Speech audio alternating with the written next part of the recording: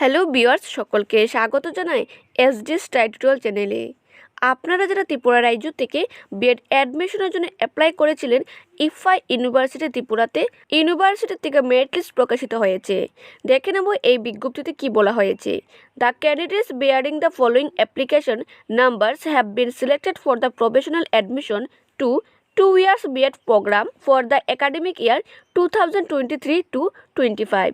All selected candidates have to take admission by 7/6/2023.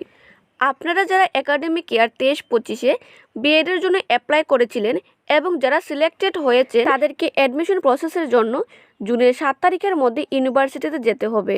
নিচে selected ক্যান্ডিডেটের number দেওয়া রয়েছে, আপনারা দেখে মিলিয়ে নেবেন যে আপনাদের নাম্বার মেরিট লিস্টে রয়েছে কিনা।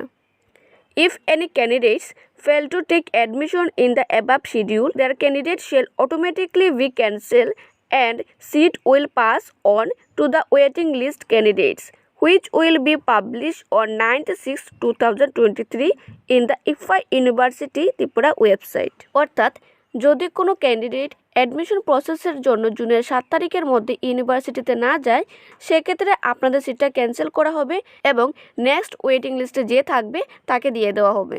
ওয়েটিং লিস্টে মেরিট লিস্ট পাবলিশ করা হবে জুনের 9 তারিখ দ্য ICFAI ইউনিভার্সিটি ত্রিপুরা ওয়েবসাইটে। The candidate checking admission have to bring all original certificate and marksheet. আপনাদের অ্যাডমিশনের সময় সব অরিজিনাল ডকুমেন্ট এবং মার্কশিট নিয়ে যেতে হবে।